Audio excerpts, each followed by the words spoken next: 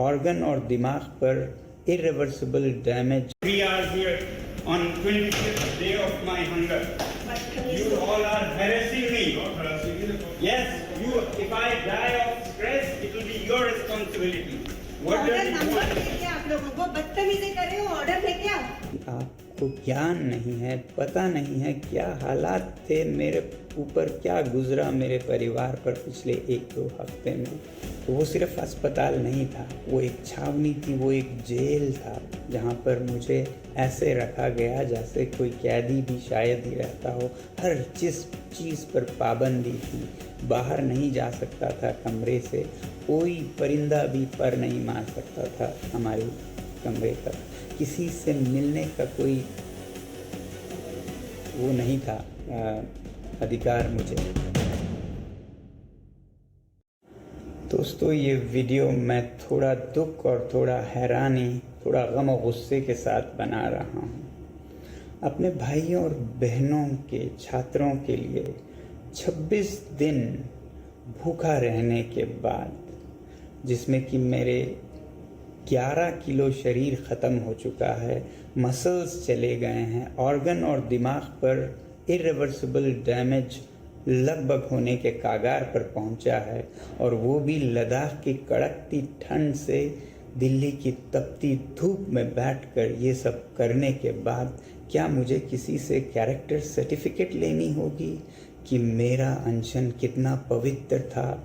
मैंने तोड़ा तो किसके हाथों तोड़ा, उसके हाथों क्यों तोड़ा, इसके हाथों क्यों नहीं तोड़ा, क्या डील हुआ, क्या सौदा हुआ, ये सब मुझे जवाब देना होगा।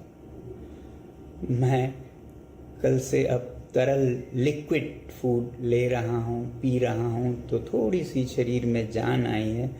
बदकिस्मती से वो जान मुझे इसमें देनी पड़ रही है, दुख के साथ कह रहा हूँ। मगर सुबह से मुझे बहुत से लोग फ़ोन करके या पोस्ट दिखा कर कह रहे हैं कि आप पर बहुत सवाल उठाए जा रहे हैं, आपने इनसे क्यों अनशन तोड़वाया, केंद्रीय मंत्रियों से क्यों नहीं तोड़वाया, किसी और से क्यों नहीं तोड़वाया, क्या डील हुआ है, सौदा हुआ है, ये सब मुझे जवाब देना होगा। अगर सौदा करना होता, डील करना होता, तो क्या 26 दिन भूखे रहना पड़ता है? कितनों ने डील किए हैं, आपने देखा होगा। क्या वो इस तरह से डील करते हैं? क्या मैं आलीशान एयर कंडीशन कमरे में बैठ के डील सौदा नहीं कर सकता था? मुझे यहाँ दिल्ली की गर्मी में बाहर रोड साइड पर बैठकर डील करना पड़ता। धिक्कार है ऐसे देश पर जिसमें ऐसे दिमागों की उपज होती है, जिसमें से ऐसे नीच ख्यालात निकलते हैं। दोष नहीं देता हूँ आप में से ज़्यादातर पर, क्योंकि आपको ज्ञान नहीं है, पता नहीं है क्या हालात थे मेरे ऊपर, क्या गुजरा मेरे परिवार पर पिछले 1-2 हफ्ते में, इसलिए आप लोग ऐसा शायद कह रहे हैं। और कुछ लोग शायद जान कर कह रहे हैं, पता है उन्हें, इसलिए पहले बात सुनने से पहले उसका बैकग्राउंड ज़रूर देखिएगा। क्या उन्हें कोई खुंदक है? क्या वो किसी पॉलिटिकल पार्टी से हैं, जिस पॉलिटिकल पार्टी को किसी और पॉलिटिकल पार्टी से कुछ खुंदक है? या वो न्यूट्रल कोई आदमी कह रहे हैं? अगर न्यूट्रल कह रहे हैं तो ज़रूर उनकी बात सुनिएगा और मुझे भी बताइएगा। मैं जवाब देने की अभी भी कोशिश करूँगा, समझें या ना समझें, मगर मेरी सद्भावना है और मेरा आपके साथ सिंपैथी है।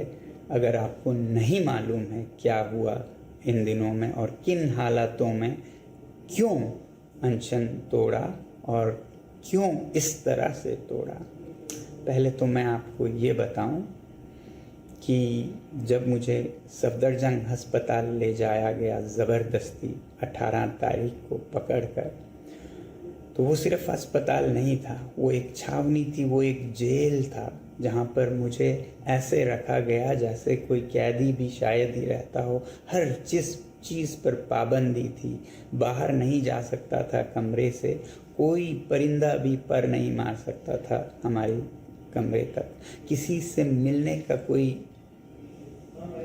वो नहीं था अधिकार मुझे। सिर्फ 3 रिश्तेदार रह सकते थे, कोई संचार का मोबाइल फ़ोन, लैपटॉप नहीं रख पाता था मैं, कहीं कोई कुछ संदेश नहीं भेज पाता था। आप लोगों को मैं किसी तरह नैपकिन पेपर पर लिख कर भेजता था, वो भी कभी कभी जब्त किए जाते थे ज़्यादातर। और मुझसे मिलने मेरे रिश्तेदार, मेरे दोस्त जो लद्दाख से आते थे, ख़ास हवाई जहाज़ के लंदन के बराबर टिकट देके, उन्हें भी वापस कर दिया गया। ये सब इल्लीगल था। ये सब एक तरह का नॉर्थ कोरिया बन गया था हमारा देश, और ख़ासकर जहाँ मैं था ये एक जेल खाना था। और ऐसे हालात में कई दिन गुजारने के बाद गीतांजलि, उनकी सूझबूझ और उनका कमाल है कि उन्होंने संडे, रविवार के दिन भी, जो कि 19 तारीख थी, रविवार के दिन भी दिल्ली हाई कोर्ट के हियरिंग बिठवाई और उसमें ये अपील किया और उसमें ये कहा गया कि मैं डिटेंशन में नहीं हूँ। और उसके बाद भी ये सारा पहरा जारी रहा। फिर मंडे 20 तारीख को फिर से सिंगल बेंच हाई कोर्ट में अपील की गई, जहां रिजेक्ट हुआ। फिर 21 तारीख को ट्यूसडे डबल बेंच हियरिंग बिठाई गई, जिसमें फाइनली ये डिक्लेयर किया गया कि मैं जहां जिस अस्पताल में भी जा सकता हूं और आज़ाद नागरिक हूं। मगर उस दिन भी आपको नहीं मालूम है किन हालतों में मैं रहा। हाई कोर्ट के आदेश के बाद भी मुझे सफदरजंग से जाने नहीं दिया गया, ये कहकर कि हमें ऑर्डर नहीं आया है। 2 बजे शायद ऑर्डर दी गई, 7 बजे तक ऑर्डर को रोक के रखा गया और उन्हें नहीं दिया गया ताकि मैं न जा पाऊँ। पता नहीं मंसूबा क्या थी उनकी। रोक कर 3 घंटे सामान पैक करके हमें बिठाया गया।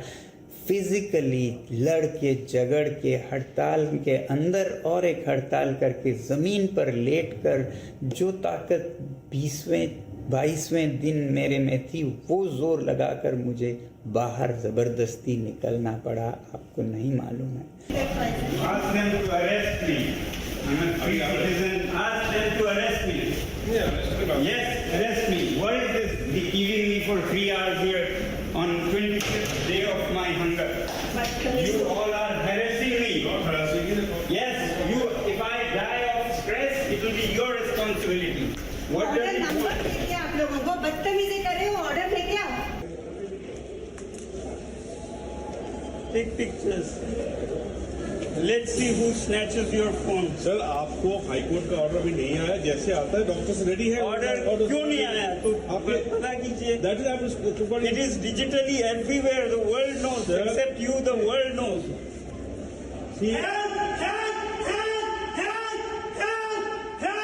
मैंने भी ये वीडियोस जारी नहीं किए, ये सोचकर कि किसी मासूम, तो क्या कहूँ, हेल्पलेस पुलिस अधिकारी के चेहरे आ जाएं, उनके नौकरी पर बात आ जाए, इसलिए नहीं रिलीज़ किया। अब ये बात आई है तो मैं कुछ अंश दिखाऊंगा।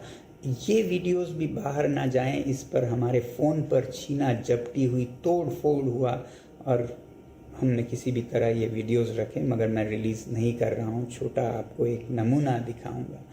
ऐसे हालात से हम गए मेदांता हॉस्पिटल गुड़गांव में। हमने सोचा अब हम आज़ाद नागरिक हैं, यहाँ पर आज़ादी होगी, मगर नहीं। हमें बाद में पता चला यहाँ भी वैसी ही छावनी बनाई गई। यहाँ भी बाहर 5-10 पुलिसकर्मी, नीचे 200-300 पुलिसकर्मियों के दस्ते, पूरा हॉस्पिटल एक तरह का छावनी, कैंप मिलिट्री बना दिया गया। किसी को मुझसे यहाँ भी मिलने नहीं दिया गया। बाहर जाने पे पाबंदी, हर चीज़ पे पाबंदी लगाई गई। ऐसा मेरे साथ ट्रीटमेंट किया गया। अभी भी हो रहा है, अभी भी हो रहा है। आप लोग आके देखिएगा, बहुतों में आप लोगों ने देखा है। तो 21 तारीख को ट्यूसडे को ऑर्डर के बाद रात को मैं यहाँ गुड़गांव के हॉस्पिटल, वेदांता अस्पताल में पहुंचा और उसी रात, देर रात, केंद्रीय मंत्री जेपी नड्डा जी और जितेंद्र सिंह जी आए। मुझे बताया गया इस एजेंसी के अफसरों ने कि वो आ रहे हैं कुछ बात करने, और फिर आए और उन्होंने कहा कि आप अनशन तोड़िएगा, हम चाहते हैं अनशन आपका न रहे वगैरह वगैरह। मैंने उन्हें कहा कि मैं यूं ही तोड़ने के लिए तो बैठा नहीं हूँ, शर्तें होंगी उनको आप माने तो मैं अनशन तोड़ भी दूंगा। तो शर्तें पूछी गई हमसे। मैंने कहा अकाउंटेबिलिटी इन एजुकेशन मिनिस्टर का रेजिग्नेशन, वैसे ही मैंने कहा जो छात्र हैं सुसाइड विक्टिम्स उनको कॉम्पनसेशन दिया जाए, पार्लियामेंट में इस इशू पर और अकाउंटेबिलिटी पर पूरा बहस किया जाए।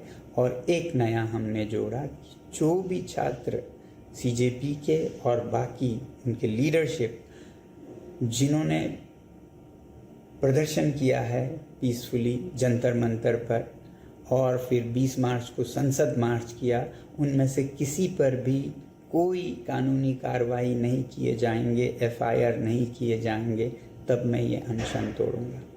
तो उन्होंने एक दो को तो मानने की रजामंदी जाहिर की, 2-3 पर वो पूछ के बताएंगे ऐसा कहा और फिर वो चले गए। अगले दिन शायद वो आएंगे ऐसा मुझे बताया गया था कि आप तोड़िएगा, हम इस पे बात करके आएंगे और हम आपको अनशन तोड़वाएंगे। मगर मैं नहीं चाहता था कि मैं अनशन उनके हाथों तोड़ूं, केंद्रीय मंत्रियों के हाथों। इसीलिए मैंने मांग की कि जो हमारे अलग अलग दलों के राजनीतिक दलों के सांसद हैं वो सब जितने आ सकें आएँ और फिर हमारे छात्र नेता सीजेपी के आएँ और लद्दाख के जो नेता लद्दाख से यहाँ आए थे वो आएँ और उन सब के उपस्थिति में मैं अनशन तोड़ूं। अगले दिन मैंने इसके लिए उम्मीद की और आए भी लोग यहाँ पर। मगर अगले दिन सांसद आए कोई 15 से 20, उन्हें किसी को अंदर नहीं आने दिया गया। बाहर गेट पर खड़ा कर 3-3, 4-4 घंटे इंतज़ार करवाया गया। सीजेपी के हमारे छात्राएं आई थी, उनको भी रोक कर रखा गया। लद्दाख के नेताओं को तो पूरा आधा दिन इंतज़ार करवा के शाम को खाली हाथ लौटा दिया गया। इस तरह से उन पर क्रूरता से व्यवहार किया गया। मुझसे एक आज़ाद नागरिक से, जिसे दिल्ली हाई कोर्ट ने आज़ाद डिक्लेयर किया था, उससे मिलने तक नहीं दिया गया। अब हम इस पर कंटेम्प्ट ऑफ कोर्ट का कार्यवाही शुरू करने की सोच रहे हैं। अगर कोर्ट ने हमें कहा कि हम जहां चाहें जा सकते हैं, मिल सकते हैं, तो किसने और क्यों ऐसे लोगों को रोका है? तो पूरा दिन जो 22 तारीख का था वो इसी में चला गया और जो केंद्रीय मंत्री थे वो तो आए नहीं, वो अपने मीटिंग्स करते रहे। हाँ, उन्होंने एजेंसीज़ के ज़रिए मुझसे हम ये मानेंगे, ये नहीं मानेंगे, ये नेगोशिएशन पूरा दिन चलता रहा, अगले दिन तक भी, जिसमें वो इस्तीफ़ा राज़ीनामा जो धर्मेंद्र प्रधान जी का है उस पर तो वो टाइम लेना चाहते थे, अभी हम नहीं कह पाते हैं वगैरह वगैरह। कॉम्पनसेशन का उन्हें समस्या नहीं था, पार्लियामेंट में डिस्कशन पे कोई समस्या नहीं थी, मगर जो छात्रों पर कानूनी कार्रवाई नहीं होगी उस पर उन्हें बहुत एतराज़ था। और मैंने कहा इसके बिना मैं अनशन बिल्कुल नहीं तोड़ूंगा। मैं अनशन तोड़ के चला जाऊं और जो छात्र हैं उन पर एफआईआर लगे, सालों साल उन्हें कोर्ट कचहरी में, जेल में, एनएसए में जाना पड़े। मुझे पता है लद्दाख में 24 सितंबर के बाद लगभग 80 नौजवानों पर क्या क्या गुजरी हैं। मैं नहीं चाहता था कि यही यहाँ के सीजेपी के लीडर्स और छात्रों पर, वॉलंटियर्स पर हो, तो मैं उस पर अड़ा रहा कि इसके बिना मैं बिल्कुल अनशन नहीं तोड़ूंगा, चाहे मैं हफ्ता यहाँ पड़ा रहूँ।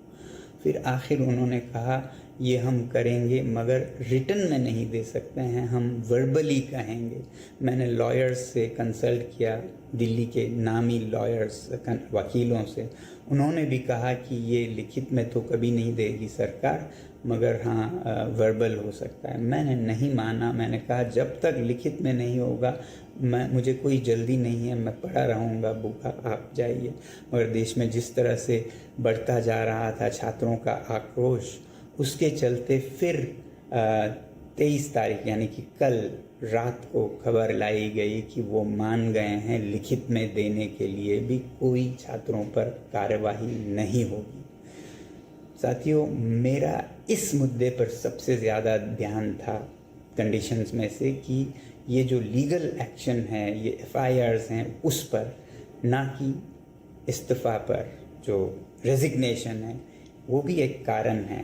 मैं कह रहा था एक और वीडियो में कि मेरा दिमाग अलग तरीके से चलता है। मैं इस रेजिग्नेशन को बहुत ज़रूरी मेरे द्वारा करवाना नहीं समझता हूँ। आपको पता है ये रेजिग्नेशन जो कि छोटी सी बात है इस सरकार के लिए, ये ऐसा न करने से उन्हें कितना नुकसान हो रहा है। पूरे देश में उनकी नाम बदनाम हो रही है, गुस्सा हो रहा है, नफ़रत कर रहे हैं लोग। फिर कल रात को कोई 12 बजे मुझे बताया गया कि मंत्री अभी आ रहे हैं, वो मान गए हैं ये अनशन तोड़वाने पर, लिखित में भी देने पर। अब एक तरफ मेरा सबसे बड़ा डर और ये जल्दी करने का कारण ये था कि आपको याद होगा दिल्ली में हालात इस तरह बनते जा रहे थे कि कभी भी कोई बहुत बड़ा क्रैकडाउन हो सकता है। कल रात को जो मैं वीडियोस देख पा रहा था उससे लग रहा था कि कनॉट प्लेस एरिया में बहुत बड़ा कुछ होने वाला है। आप ही लोग रिपोर्ट दे रहे थे और मुझे बार बार याद आ रहा था लद्दाख का 24 सितंबर, जिसमें बहुत बेरहमी से पुलिस और सीआरपीएफ ने गोलियां सर में, सीने में मार के लद्दाख के युवाओं का कत्लेआम किया था। और वो यहाँ हो सकता है, इसका मुझे डर था। और अगर ऐसा कुछ होता है तो फिर ये अनशन का मतलब ही नहीं रहेगा। इसलिए अगर मैं अनशन तोड़ूं और ये डिफ्यूज़ कर सकूं तो शायद हिंसा रोक सकूं। ऐसा सोचकर मैं राज़ी हुआ अनशन तोड़ने को। मगर